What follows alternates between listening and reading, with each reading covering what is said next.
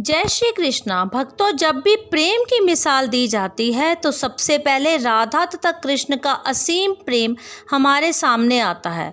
पर फिर भी उन्होंने विवाह नहीं किया। क्यों, जानते हैं?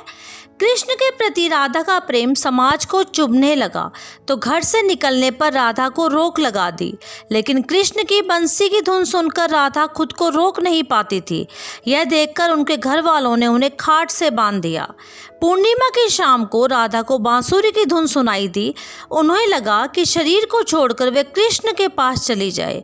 कृष्ण को राधा की हालत का पता था। उन्हें राधा की दशा का भली भांति एहसास था। वह उद्धव तथा बलराम के साथ राधा के घर गए और उसकी छत पर चढ़ गए। वे राधा की छत से नीचे उतरे और राधे को आज़ाद कर दिया।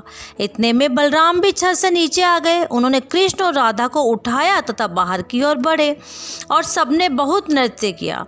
सुबह राधे बिस्तर पर सो रही थी। पूनम की रात का ये अंतिम रात था। कृष्ण ने राधा से विवाह की इच्छा अपनी माँ यशोदा के सामने रखी, पर यशोदा के अनुसार कृष्ण के लिए राधा उपयुक्त लड़की नहीं थी, क्योंकि राधा कृष्ण से 5 साल बड़ी थी। उसकी मंगनी हो चुकी थी। उसका मंगेतर कंस की सेना में था तथा युद्ध से लौटने पर वे विवाह भी कर लेंगे। इसके अलावा वे उस उच्च घराने की भी नहीं थी। वे साधारण ग्वालन और कृष्ण मुखिया के बेटे थे। पर कृष्ण ने माँ से कहा, राधा तो उनके भीतर ही वास करती है। माँ और बेटा के बीच सहमति नहीं बनी। यशोदा ने अपने पति नंद से भी अपनी असहमति जाहिर की। नंद ने कृष्ण को गुरु गर्गाचार्य तथा गुरु संदीपनी के पास भेजा। गुरु ने कृष्ण को समझाया कि उनका इस जगत में आने का उद्देश्य कुछ और है। अधर्म पर धर्म की जीत उनके जीवन का उद्देश्य है। तुम मुक्तिदाता हो, कृष्ण ने कहा। यदि धर्म के साथ हूँ तो क्या ये अधर्म नहीं कि जो मेरे मन में वास करती है मैं उसके साथ विवाह ना करूँ? गुरु ने तब कृष्ण के साथ उनका रहस्य साझा किया तथा बताया कि वे नंद और यशोदा के पुत्र हैं ही नहीं। तभी से कृष्ण के भीतर सब कुछ बदल गया। उन्हें महसूस हुआ कि उनका जीवन किसी और उद्देश्य के लिए है। कृष्ण वहाँ से उठे, गोवर्धन पर्वत की ओर बढ़ गए।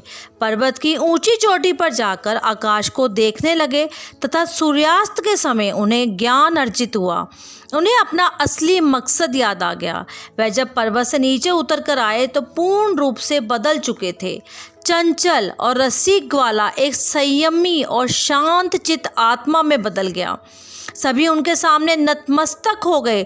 जो कल तक उनके साथ नृत्य करते थे तथा खेलते थे, आज उनकी उपासना कर रहे थे। कृष्ण को अनुभूति हो गई कि वहाँ से अब विदा होना है। राधा में भी एक अजीब सा परिवर्तन हुआ। वह परम आनंद में सरोबार थी तथा भावनाओं की हदों से आगे निकल गई थी। वह अपनी आसपास की सभी चीज़ों से विमुख हो गई।